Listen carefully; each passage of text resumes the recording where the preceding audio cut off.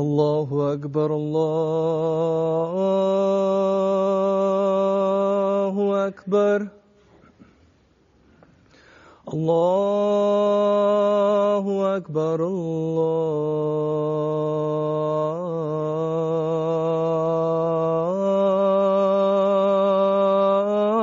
الله أكبر أشهد أن لا إله إلا الله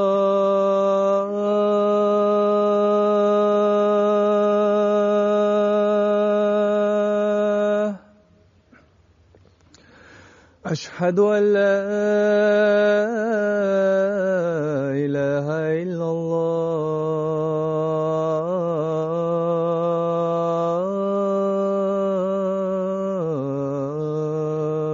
الله أشهد أن محمدًا رسول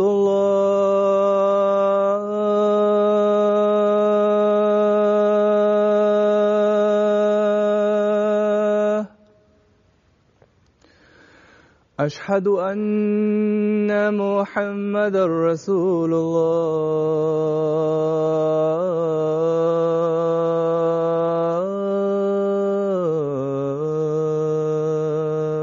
الله حي على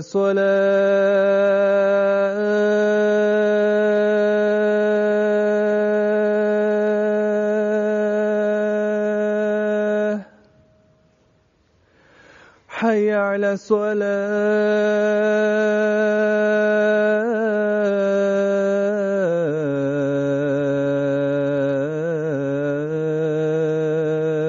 الصلاة حي على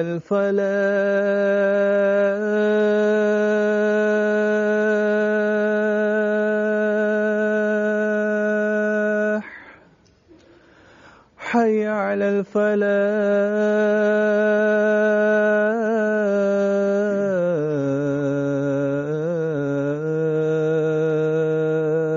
الفلاح الله أكبر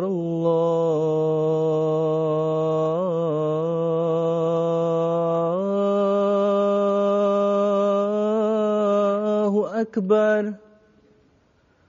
لا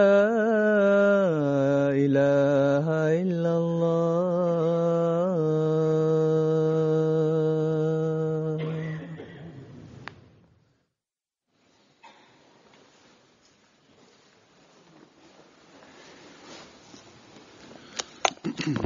السلام عليكم ورحمة الله.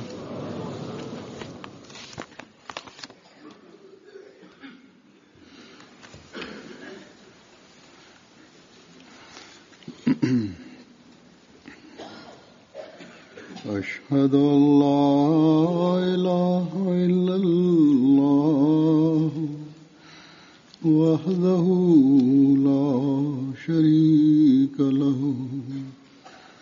وأشهد أن محمدًا عبده ورسوله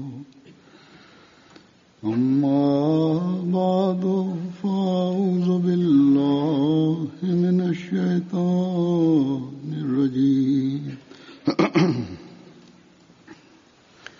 بسم الله الرحمن الرحيم الحمد لله رب العالمين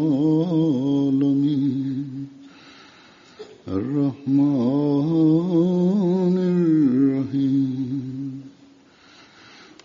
مالك يوم الدين إياك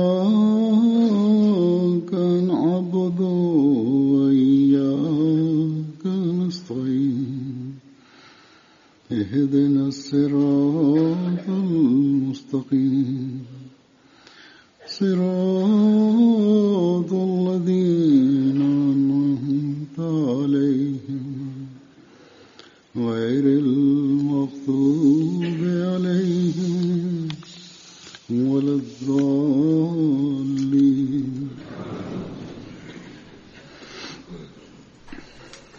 Euzubillahimineşşeytanirracim. Bismillahirrahmanirrahim.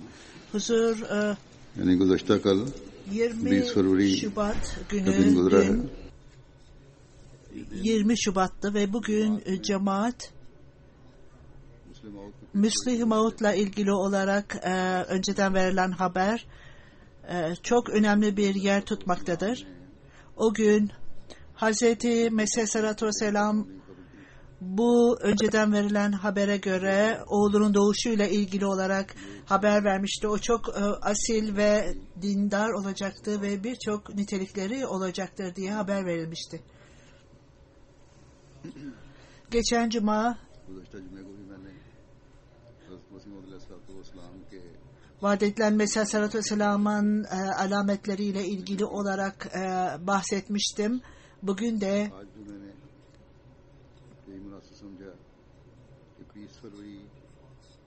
bu Cuma 20 Şubat'ta yakın olmasından dolayı bu önceden verilen haberden bahsedeyim diye daha uygun olur diye düşündüm. Mesih Sallallahu Aleyhi ve Sellem bunu çok büyük bir alamet olarak belirtti.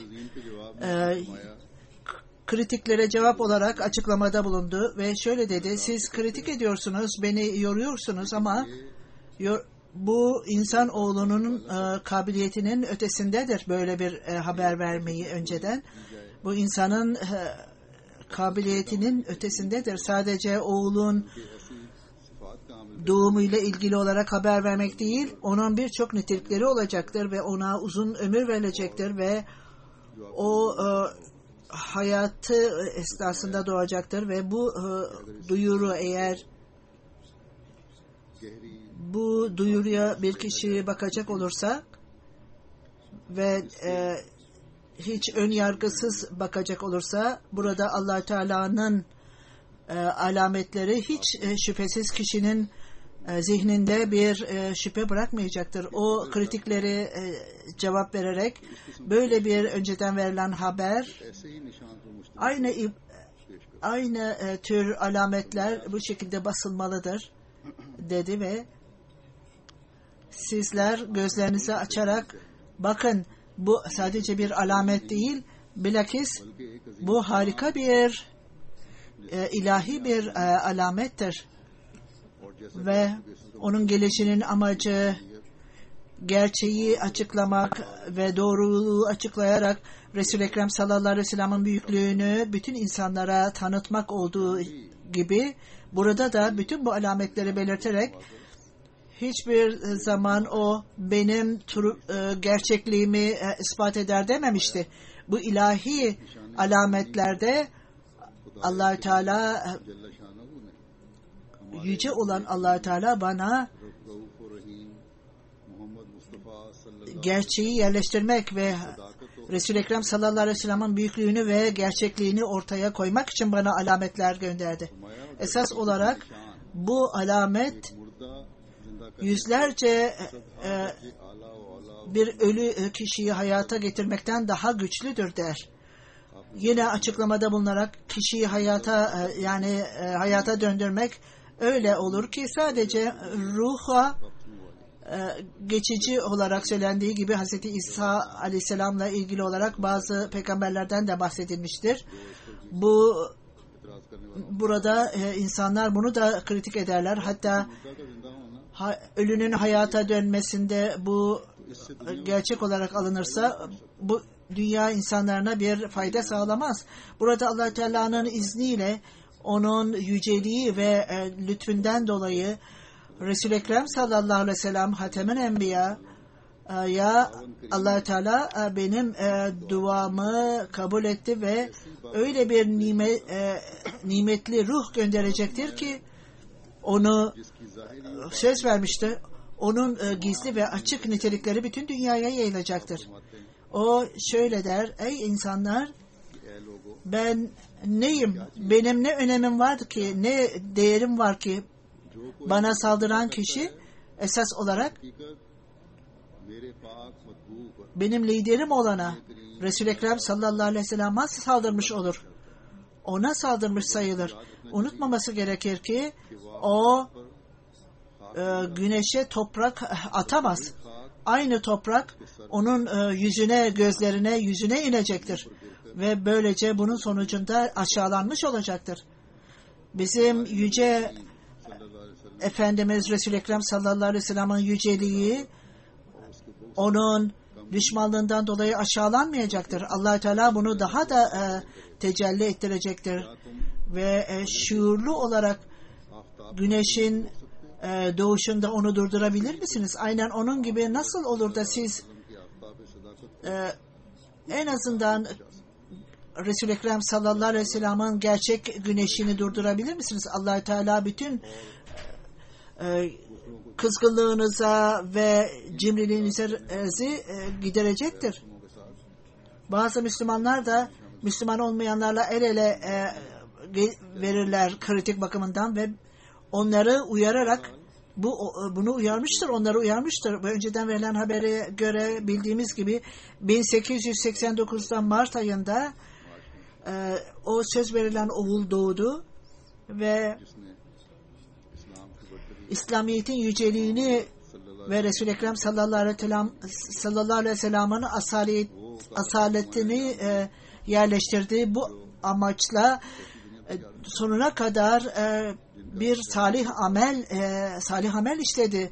Muhalifler bile bunu kabul ettiler. Hazreti Müslüm Ağa'nın başarılarından bahsetmeden önce sizlere önceden verilen sözlerden bahsetmek istiyorum ve böylece bu sözler tekrar tekrar bize hatırlatılsın ve bunun önemi ve gerçeği anlaşılsın. Hazreti Mesih Aleyhisselatü Vesselam kendi eliyle 20 Şubat 1886'da bir Sırac-ı Münir adlı Allah Teala'dan alametleri Riyaz-ı Hind Press'te 1 Mart 1886'da basıldı ve burada şöyle yazıyordu. Bütün bu 3 çeşit önceden verilen haberlerde inşallah bu kitapta detaylı olarak zikredilecektir. İlk verilen haber benimle ilgilidir. 20 Şubat 1886 Cuma'tül evvel huzur ben bundan örnek olarak bazı kelimelerden bahsedeceğim ve bu bütün detayları kitap olarak basılacak inşallah. İlk önceden verilen haber vahiy olarak Allah Teala'nın beni haberdar etmesinden dolayı Allah Teala her şeye gücü yeten Allah Teala onun ismi övülmeye layıktır. Allah Teala bana şu vahiy ile hitap etmiş. Bana benden istediğine göre sana bir oğul vereceğim ve senin dualarını kabul ettim. Benim lütfumdan dolayı bu duaları kabul ettim. Ludhiana ve Huşyarpur'a yaptığın yolculukları nimetlendirdim. Allah Teala'nın yüceliği ve rahmeti sana verilmiştir ve zaferin anahtarı size verilmiştir. Ey zafere ulaşan, sana nimetler olsun. Nur arayanlar ölümün pençesinden kurtulsun. Mezardakiler ve Allah-u Teala'nın kitabının ve İslamiyet'in yüceliği insanlara anlatılsın ve gerçek bütün nimetleriyle gelsin ve yalan, yanlış tamamen yok olup kaybolsun ki böylece insanlar Allah-u Teala'nın ne isterse onu yapabileceğini bilsinler ve böylece Allah-u Teala'nın seninle beraber olduğunu bilsinler ve benim seninle olduğunu bilsinler.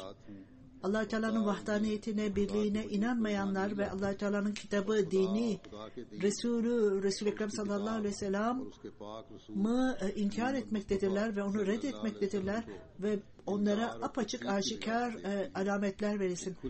Bu suçlulara bu yol aşikar olmalı. Sana nimetler olsun. Sana çok güzel ve zeki bir oğul verildi. O senin neslinden, senin tohumundan olacaktır. Allah-u Teala herhangi bir şekilde bir kişinin doğacağına değil, onun hayatı esnasında senin oğlun olacaktır. O tertemiz, güzel ve yakışıklı ve zeki bir çocuk ve onun ismi Emmanuel olacaktır. Cami-i Hatem'de bu Emmanuel ismi yazılmıştır orada. Cami-i Hatem adlı kitapta bu gerçek kelimedir. Ve ondan sonra Emmanuel olan ve Beşir olandır onun ismi. Emmanuel ve Beşir olacaktır. Bu müjde verilmiştir. Ona tertemiz bir ruh verilmiştir. Bütün pisliklerden arınmıştır. O ilahdan gelen çok nimetlidir. Ve bütün nimetler onun olacaktır. O zafer sahibi olacaktır. Zenginlik sahibi olacaktır, dünyaya gelecek. Onun Mesih'e uygun bir karakteri olmasından dolayı bütün insanları, hastalıkları giderecektir. O Allah-u Teala'nın sözleridir ve Allah-u Teala o kelimeyi ona göndermiştir. O yumuşak kalple, zeki ve dini bilgilerde ve layık bilgilerle dolu olacaktır. 3'ü 4 yapacaktır. Bu pazartesi, nimetli bir pazartesi ve nimetli bir oğul ve birin ve sonun nimeti sanki onun gelişi Allah-u Teala'nın gelişi gibi olacaktır. Onun gelişi son derece nimetli olacaktır ve Allah-u Teala'nın yüceliğinin gelişi olacaktır. O Allah-u Teala'nın yüceliğiyle nimetlendirilecektir. Benim ruhumu ona vereceğim ve o Allah-u Teala'nın gölgesi olacak ve o devamlı olarak ilerleyecek ve hapistekileri özgür bırakacaktır. Zafere ulaşacaktır, ismi duyulacaktır. İnsanlar ondan nimetlenecektir ve Allah-u Teala bunu kadere bağlamıştır. Söylediğim gibi bu nitelikler ona aittir, gelecek olan oğulla ilgilidir ve bütün dünya bu oğulun doğduğunu görmüştü ve 52 yıl Mesih Aleyhisselatü Vesselam'ın halifesi olmuştu. İnsanlar onun yüceliğini ve büyüklüğünü anladıktan sonra bu dünyadan göçmüştü o. Eğer bu niteliklerin derinliklerine giderseniz Hazreti Mirza Beşirüddin Mahmud Ahmet, Hazreti Müslim Maud Hazret'in hayatına dikkatle bakacak olursanız sizler öylesine kitap yazmanız gerekir ki bir hutbe veya bir konuşma bütün onun hayatı için yeterli değildir. Müslim Maud'un hayatı bütün bunları kapsayamaz. Cemaat bu nedenle bu referanslarla her yıl 20 Şubat günü o gün toplantılar yapılır, konuşmalar yapılır ve din bilginleri kendi anlayışlarına ve niteliklerine göre, bilgilerine göre onlar açıklarlar. Ben de bu konudan bahsetmiştim ve birçok kereler de bahsettim. 3. ve 4. Halife Hazretleri de bundan bahsetmiştir. Fakat biz hiçbir zaman Hazreti vaat edilen İslahçının hayatını, Müslim Maud'un hayatını kapsayamayız. Her neyse diyor huzur, bu noktalardan bugün bahsetmek istiyorum. Önceden verilen haberlerle ilgili olarak bir veya iki örnekten bahsedeceğim. Yoksa önceden verilen haberle ilgili değil. Bu önceden verilen haberlerin bir bakışına değineceğim. Muhalifler de dahil olmak üzere nasıl Hazreti Müslim Maud'un bilgisi Ahmedileri ve Ahmedi olmayanları etkilemiştir. Bundan önce Hazreti Müslim Maud'un kitaplarından ve konuşmalarından bahsedeceğim. Bunun için bir kayıt yapılmamıştı. Bazı konuşmaları korunmuştu ve bazı yazıcılar, sekreterler bunları yazmışlardı ve bunlar hala korunmuştur. Fakat vaat edilen Mesih Aleyhisselatü Vesselam'ın oğlu 2. Halife Hazretleri Envar-ı Ulum ve Fazlı Ömer Foundation bunu basmıştır. Bu zamana kadar 24 bölümü basılmıştır. Bu ciltlerde bu 632 konuşma ve hitaplar basılmıştır. Fazlı Ömer Foundation'ın bildirdiğine göre 32 cilt olacaktır ve bütün konuşmaları orada 850 konuşma ve makale ve vesaire olacaktır. Hemen hemen 850 konuşma olacaktır. 25'ten 29 ciltlere kadar hazırdır. 163 konuşma vardır ve ondan sonra 3 daha kalmıştır. Bütün hepsi konuşma ve hitaplarının sayısı 800'den daha fazladır. Hutbeti cuma hutbeleri ve bayram hutbeleri aldığım rapora göre 2708 Hutbeti Mahmud'un 26 cildi basılmıştır. 1600 ve hepsi 5000 hutbe ve cuma hutbesi buna dahildir. Kısacası onun çalışmalarından bahsedilmiştir. Her hutbelerine ve hitaplarına bakarsanız öylesine onda bilgi mücevherlerle doludur ki derin anlamları vardır. Bu kişi hayret eder. Üçüncü Halife Hazretleri de bu analizi bir keresinde yapmıştır ve şöyle demiştir.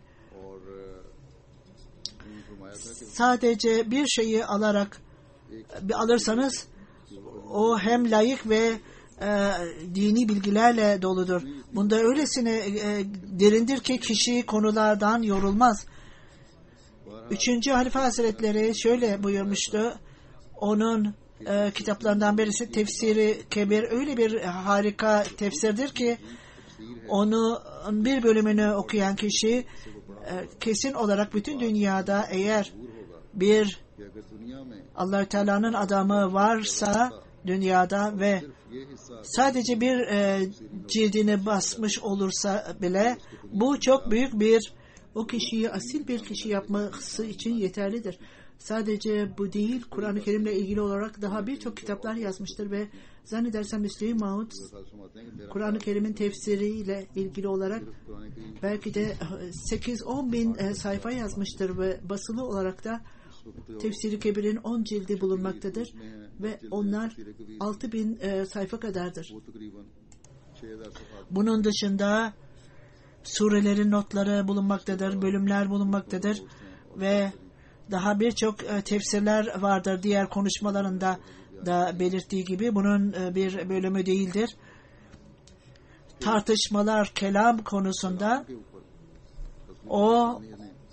bu konularla ilgili olarak 10 kitap yazmıştır ve analizlere göre 3. Halife Hazretleri'nin yaptığı analize göre Tefsiri Kebir'de 10 ciltte Fatiha suresi ve Bakara suresi ilk 2 bölümde, ondan sonra Yunus suresinden Ankabut suresine kadar, ondan 29'ya kadar ve bir boşluk bulunmaktadır. O ya yapılmamıştır ya da basılmamıştır. Sonra Nebe suresinden Nas suresine kadar 59 bölüm tefsir yazılmıştır ve bu tefsir hemen hemen 6000 sayfaya yayılmıştır. Ve çok ince ve derinlemesine yazılmış ve buna göre belki 10.000 veya 11.000 kelime bulunmaktadır. Bu yeniden hazırlanmış ve çok yakında basılacaktır.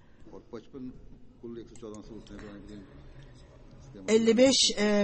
bölümde tefsir dahil edilmemiştir. Kelamında 10 kitap vardır.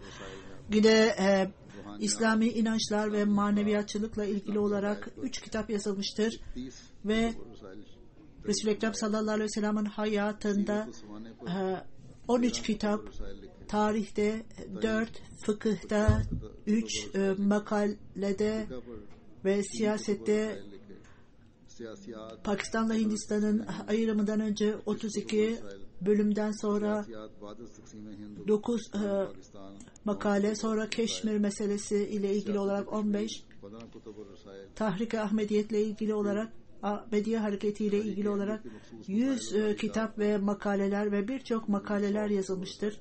Bunun dışında bu yüzlere belki de hepsi beraber 800'e kadar ulaşır.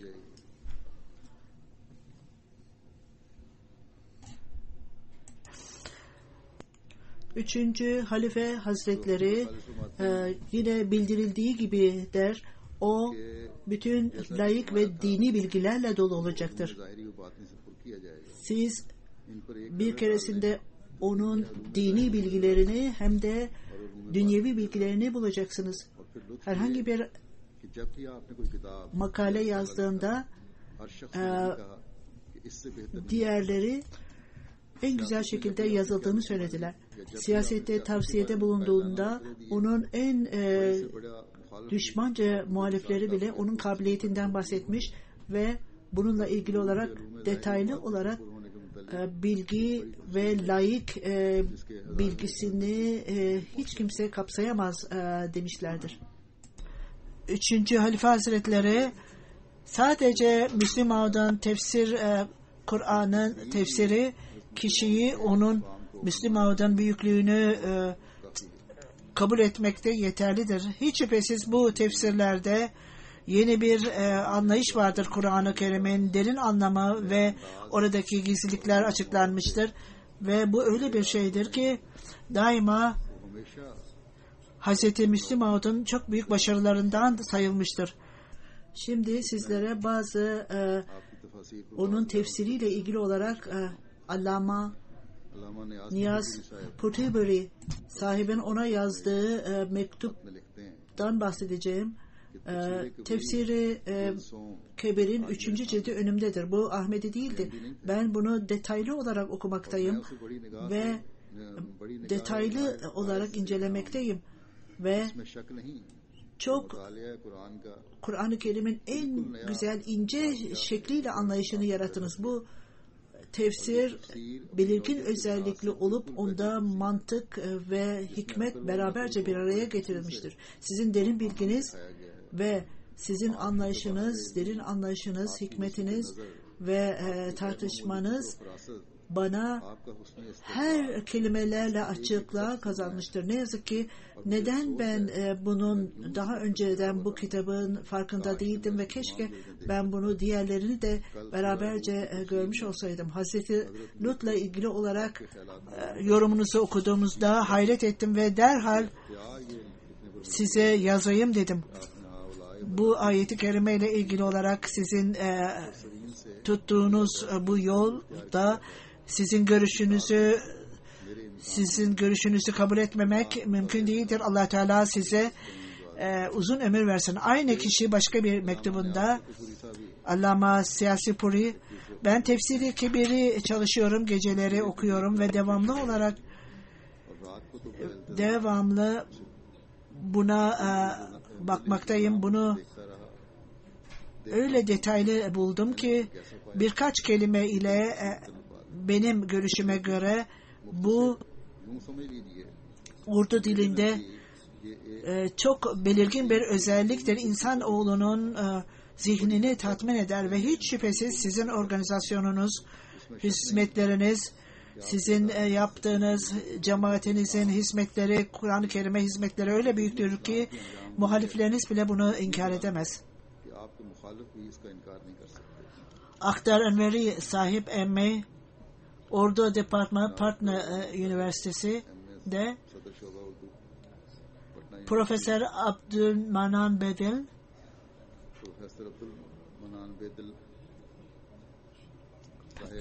Farisi Departmanı'nın başkanı bir olayı anlatır. Kendisi görmüş. Birbiri ardınca ben Tefsir-i Kebir'in birbiri ardınca yazılan ciltlerini Profesör Abdülmanan'a verdim ve o Farsi yani Patna Üniversitesi'nde Fars bölümü başkanıydı. Ben bu kitabı ona verdim. Öylesine ilgilendi ve öylesine etkilendi ki Madrese Arabiya Şems-i Huda'da onlara da belli kitapları okumasını istedi ve bir keresinde bu din bilgisine yazarak fikrini istedi. Bir şey Farisi tefsirde biz böyle bir şey hiç görmedik bugüne kadar. Arapçada siz ne düşünüyorsunuz? Bir müddet sessiz kaldılar ve onlardan bir tanesi bugüne kadar Patna'da, Suriye'de ve diğer ülkelerde çalıştıktan sonra fikir edineceğiz. Profesör eski tefsirlerden bahsederek şöyle dedi: Hazreti Mirza Mahmud Ahmet'in standardı hiçbir şekilde hiçbir yerde bulunamaz. İlk önce bunları okuyunuz, sonra beraberce tartışalım. Bütün dil bilginleri hayret ettiler ve başka bir kişi de yine kısa bir notla mektup yazmış ve ayrıca yine bir makale yazmıştı. Detaylı olarak Sıdk-ı Cedid'de müdürüne yazmıştı. Darüsseman'ı araştırırken hapise atıldım. 3. gün bana nedenini anlattılar hapise atılmamın. Bazı alıntılar vardı tefsirden. Bana Yahudi olduğumu ve Hindistan hükümetine karşı komplo kurduğumu iddia ettiler. Ben çok mütevazi bir insanım ve bana ne büyük bir iddiada bulunulmuş. Bu çeşit şeyler benim konuşmamdan çıkartılabilir. Ben bunu yapmadım fakat onların söylediği gibi hapis kesindi. Bu Müslümanlar topluluğunun bir sonucu muydu? Neydi bilmiyorum. Ertesi günü Tefsir-i Kebir'i okumaya başladım. Ona hapisteki bir arkadaşı tarafından verilmişti. Onu kendisiyle beraber aldı ve bu tefsirde hayatı buldum bu tefsirde ve bu kitapta hayatı buldum. O Ahmedi değildi.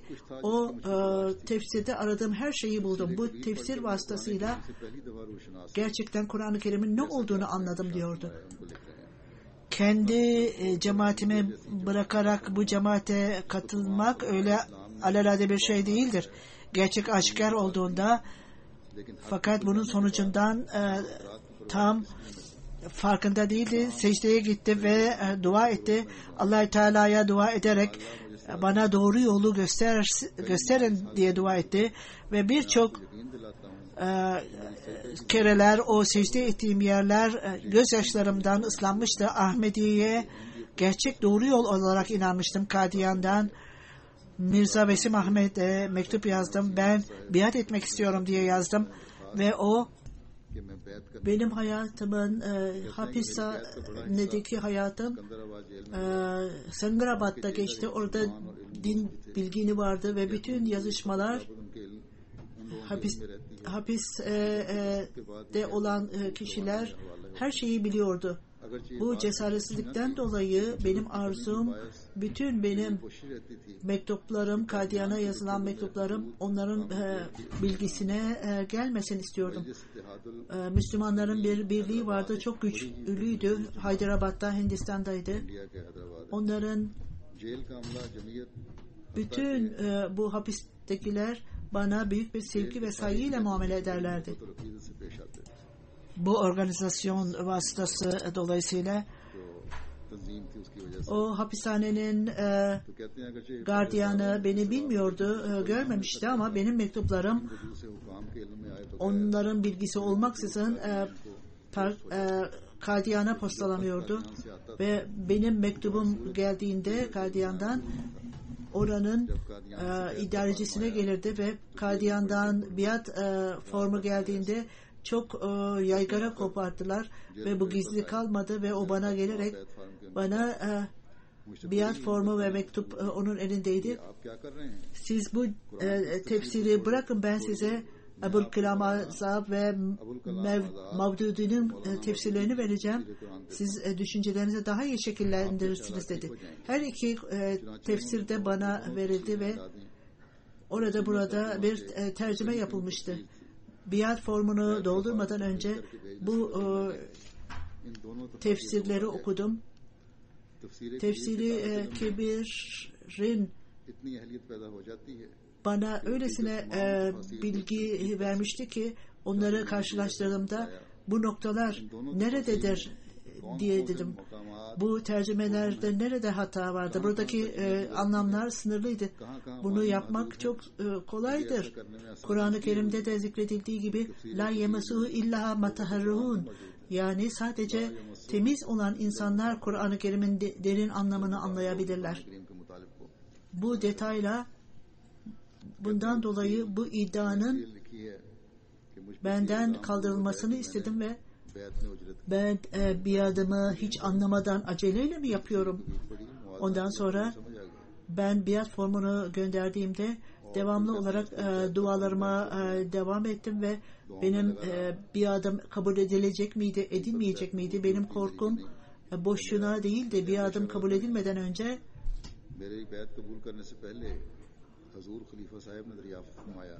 bu Müslümanın sorumluluğu ülkeye bağlı olmasıdır ve kanun çalışmalıdır ve bütün bunlar açıkça bunlar aklıma, yani sizin tefsirinizden dolayı aklıma yerleşti ve Kadiyan'a geldiğimde biatım kabul edilmişti ve yine secde ederek dua ettim Allah Teala. Tefsirde halife, reformer, yani ıslahçı bu hapistekileri serbest bırakır diyordu. Huzura lütfen benim hapisten kurtulmam için dua ediniz dedim. Huzur sizin hapisten kurtulmanıza imkan sağlayacaktır diye yazdı bana ve 3 ay sonra ben serbest bırakıldım. Bu sözü verilen reformcu hapistekileri bırakır sözünün ben yaşayan örneğiyim. O benim hapisten çıkmama neden olmuştu. Amerika'da olsun, Batı ülkelerinde, Afrika'da Eyyar Arbery, İngiliz Doğu bilimci, Arapça ve İslam dininde bilim adamı, o Kur'an-ı Kerim'in 5 ciltlik tefsirinden bahsederek bu harika başarıdır diyordu ve ilk kez atılan bir adımdır diyordu. Ahmediye cemaatinin Kadiyan'daki büyük din bilginleri bu işi yapmaya başladılar ve bütün iş Hazreti Müslim Maud'un gözlemi altındaydı ve çok büyük bir işti ve bu öyle bir tefsirdi ki Kur'an-ı Kerim'in bu anlamlarıyla ve sözleriyle basılmalı ve onun yanında İngilizce tercümesiyle her kelime açıklanmalıydı. 1. cildi benim önümdedir. Kur'an-ı Kerim'in 9 bölümü detaylı olarak anlatılmış. Mirza Beşirettin Mahmud kendisi yazmış ve bu tanıtımda ne yapılmışsa bu tefsirde esas olarak bunlar derin anlamı, yani cemaatin kitaplarında da bulunur. Kendi 1. Halife Hazretleri'nin olsun, yazarın kendisi de 2. Halife Hazretleri de kendisinde bundan bahsetmiş ve bu tefsirler esas olarak Ahmediye cemaatinin Kur'an-ı Kerim'le anlayışının ta kendisidir. Ahmediye cemaatinin Kur'an-ı Kerim'le ilgili anlayışının ta kendisidir demişti. Sonra sadece bu kadar değil, birçok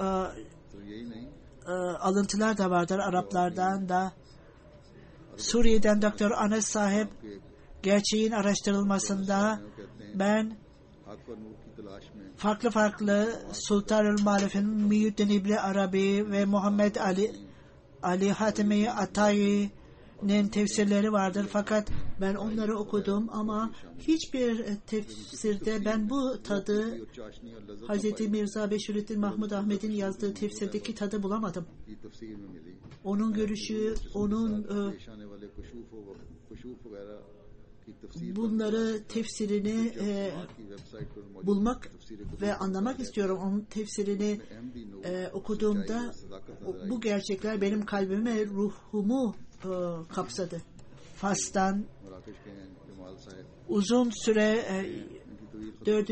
Halife Hazretleri ile yazılmıştı. Bu yazışma döneminde, merkez ile yazışma döneminde ona Kur'an-ı Kerim'in tefsiri gönderildi ve onu okuduğunda, tamamladığında çok büyük bir yer ile gök arasındaki fark gibi, uzaklık gibi farklılık vardı İslam'ın talimatlarında. Diğer insanlar bir takım şeyleri yüzeysel olarak anlatmışlardı.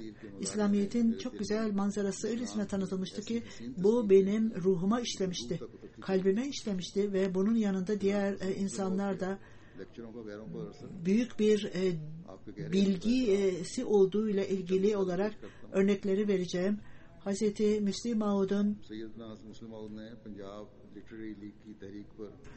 Punjab Üniversitesi yetkilileri 2. Halife Hazretlerine 2 konuşma yapmasını istedi. Bunlardan bir tanesi Arap dilinin üstünlüğü diğer dillerle karşılaştırılması ve Arapçanın dünya dilleriyle karşılaştırılması konusuydu. 31 Mayıs'ta Lahore'da YMC Hall'ünde Mall Road'da başlamıştı ve Doktor Bereket Ali sahip bunu yönlendiriyordu. İslamiye Koleji'nde müdürdü ve temsilciydi. Konuşma 1,5 saat sürdü ve insanlar dikkatle dinliyorlardı. Konuşmacıya teşekkür ettikten sonra başkan böyle bir bilgili bir konunun tarafından dinlenmesi çok önemlidir. Lala Kamar Singh sahip Keşmir'in hakimiydi. O da oradaydı. Müslim Maud'un konuşmasından ve başkanın konuşmasından sonra teşekkürlerini bildirdi İngilizce ve şöyle dedi: bugünün bilgili konuşmacıları Arapça dilindeki harika konuşmasını dinlemekten çok memnun oldum ve bunu konuştuğumda o zaman bu konu bu şekilde normal olarak eski insanlar bunu böyle açıklarlar ve bilinen bir kişi Arap dilinin yüceliğiyle ilgili olarak şöyle diyordu: Arapça 3 nedenden dolayı üstündür. Bunlardan birincisi ben Arap'ım. İkincisi Kur'an-ı Kerim'in lisanıdır. Üçüncüsü ise bu cennetin lisanıdır. Cennette Arapça konuşulacaktır. Bu eski insanlar bunu böyle izah ederlerdi. Ben de böylece bunlardan bahsedecekler diye düşünüyordum. Fakat bu konuşmalar öylesine harikaydı ki ve onun konuşması, Mirza sahibin konuşmasının her kelimesini dinledim ve son derece aydınlandım, nurlandım ve mutlu oldum. Ve hiç şüphesiz konuşmanın etkisi uzun bir süre benim aklımda kalacak. Abdülkadir sahip İslamiye Koleji'nin dekanıydı. Onun duyguları ve etkisi çok güzeldi. O tarih bölümünün başkanı idi. Konuşma İslam ve komünizmle ilgili olarak yapıldı. Bir Sunrise adlı gazetede not vardı ve o şöyle diyor: İslamiyet'te ekonomik sistem ve komünizmle ilgili olarak Mirza Mahmud Ahmed'in yaptığı konuşma ve diğer konuşmaları da dinleme fırsatını buldum ve çok büyük bir bilgin olarak aydınlatıcı konuşmasında Mirza sahibinin çok büyük bir kabiliyeti vardı ve her konuda tamamen bilgiye sahip idi. Bu nedenle onun görüşleri onlara büyük bir memnunlukla bakmamız ve dikkat etmemiz gerekir. Dış dünyanın böyle bir kitabı basmasına gerek vardır. Normal olarak İslam'ın ekonomik sistemi Maududi sahibinin bildirdiği gibi bundan önce Müslim Maud çok bilgili olarak bir konuşma yapmış ve bunu kitap şeklinde yapılmıştı. İngilizce tercümesi de mevcuttur. İngilizce konuşan insanlar bunu anlamalıdırlar ve etrafındakiler ve mali bölümlere vermelidirler. Ramachand Singh bir not yazmıştı İslam'da ekonomik sistemle ilgili olarak. O şöyle diyor: ben kendimi çok şanslı hissetmekteyim. Çünkü ben bu konuşmaları dinleme fırsatını buldum. Ahmediye cemaatinin ilerlediğinden çok memnunum. Bugün duyduğum konuşmalar çok değerli ve yeni şeylerdir ve bunlardan son derece büyük bir şekilde istifade ettim. Benim hatam, İslam sadece Müslümanlara dikkat eder diye düşünüyorum. Müslümanlarla ilgilidir sadece diye düşündüm. Fakat bugün İmam Cemaat'in, Ahmediyet'in konuşmasından İslamiyet'in eşitlik, bütün insanlara eşitlik vermiştir ve bunu dinlemekte çok memnun olduğumu ve bu tür bir İslamiyet'e saygı gösterilmelidir ve niçin bu yapılmamaktadır diye düşünüyorum. Ben son derece devamlı olarak binlerce kere teşekkür ederim. Bize böyle bilgin bir konuşmayı dinlediğimizden dolayı teşekkür ediyorum. Bu sadece bir detaydır, küçük bir detaydır. O dini ve layık bilgilerle doluydu. Allah-u Teala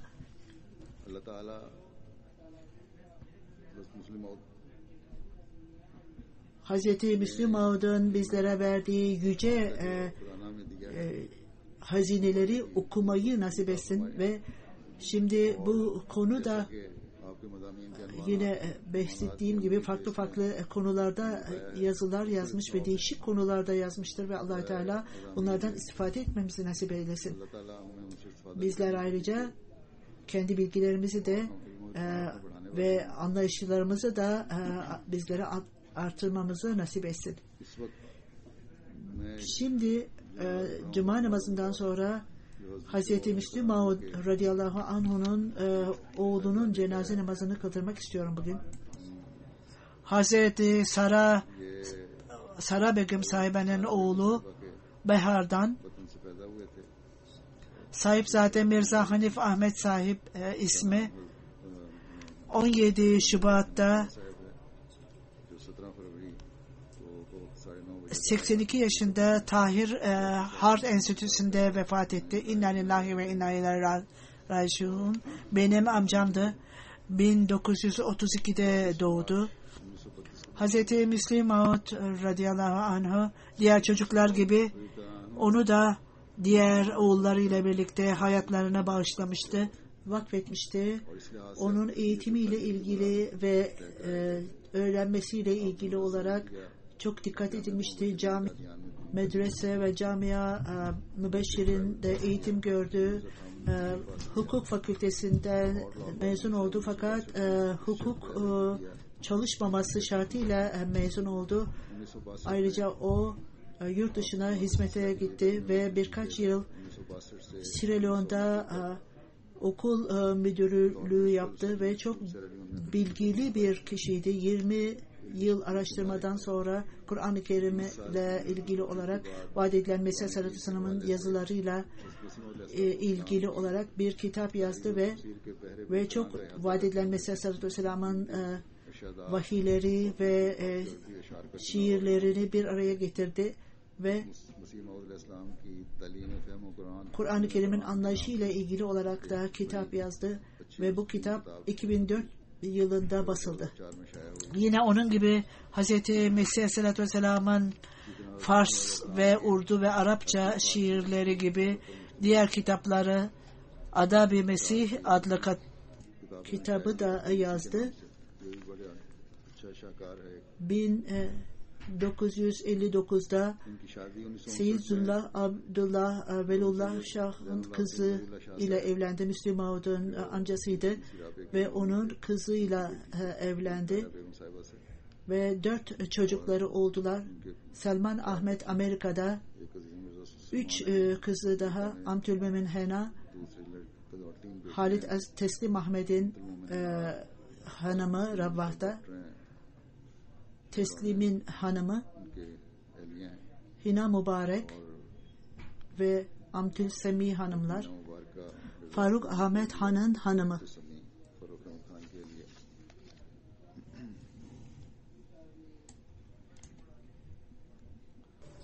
Sierra Leone'da geçirdiği zaman esnasında hanımı असर रहे हैं Boğda ilk kez कि एहलिया बयान bilim bölümü açıldı school में science block के क़याम में diyor ve ilk kez Ahmediye Okulu'nda böyle bir bölüm açıldı ve orada bütün bu çalışmaları gözlüyordu. Süleyman Sahab tura çıktığında Sierra Leone'da bütün insanlar onu hatırlamaktadırlar der ve o बहुत ज़्यादा याद करते हैं। यतीमों की परवरिश का भी ख्याल yetimlere, arkadaşlarına çok dikkat ederdi. O arkadaşlarına çok iyi bakardı, ilgilenirdi onlarla. अपने एक बहुत करीबी और हर दिल अजीज दोस्त Yakın arkadaşlarının ölümünden sonra ailelerine bakardı, की शादियां करवाई göz kulak olurdu ve दोस्ती o arkadaşlığın bağlarını devam ettirirdi. O मुस्लिम माउद इजलानों की ço- औलाद में Müslüm Maud'un kızları arasında en iyi Farsça bilendi. Derin anlayışı vardı kitaplara ve o और उसी की वजह है कि आपने kişinin anlayışı olmaksızın kitap yazamaz ve bazı insanlar bana आपकी एहलिया ने bütün onun kitapları bazen क्या शायद सारी को तो बहरहाल 20-24-25 kere okurdu. Kadiyan'ı çok severdi ve से बड़ी गैर मामूली मुद्दत son 2-3 yıldan beri iyi değildi 4 साल ve devamlı olarak Kadiyan'a giderdi son 2-3 yıla kadar. Kesin olarak duaya inanırdı.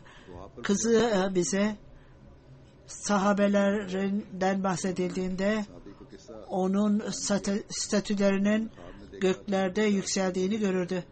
Benim durumum böyle değildi diyordu. Ona dindar insanların arkada bıraktıkları nesiller daima sizin için dua etmektedirler ve bunun sonucu sizin makamınız yükseldin. Daima çocuklarına kendisi için dua etmesini istiyordu. Onun nesilleri de bu değerleri devam ettirsin. Müslüm Maud'un yaptığı görevleri, yaptığı şeyleri de kendi nesillerinde görmek istiyordu ve onlar da onun nesilleri de Müslüm Maud'un dualarıyla dolsun ve Hazreti Müslüm Maud çocuklarıyla ilgili olarak onların da nesilleri hayatın sonuna kadar, sonsuzluğa kadar Allah-u Teala'ya emanettir ve Allah-u Teala onlara herhangi bir zarar vermesin ve onlar dini dünyaya tercih etsinler.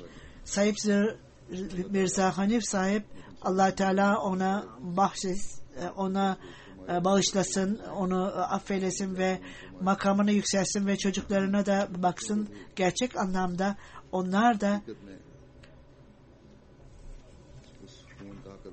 aynı ilişkiyi göstersinler. Hilafetten ve hilafetten sonra benimle çok iyi ilişki içerisindeydi, sevgi içerisindeydi ve bağlılık ve alçak gönüllülükle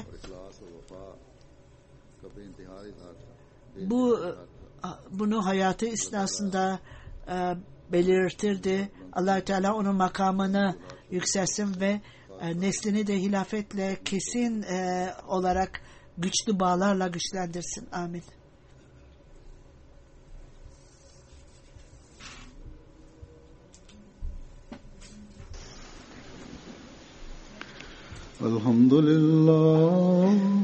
Elhamdülillah nahmaduhu ve nestaînuhu ve nestağfiruhu ve nu'minu bihi ve netevekkalu aleyh ve na'ûzu billahi min şurûri enfusina ve min seyyiâti a'mâlinâ. من يهده الله فلا مضل له ومن يضلل فلا هادي له ونشهد أن لا إله إلا الله ونشهد أن محمدا عبده ورسوله. عباد الله رحمكم الله إن الله يأمر بالعدل والإحسان وإيتاء ذي القربى وينهى عن الفحشاء والمنكر والبغي يعظكم لعلكم تذكرون. اذكروا الله يذكركم وادعوه يستجب لكم ولذكر الله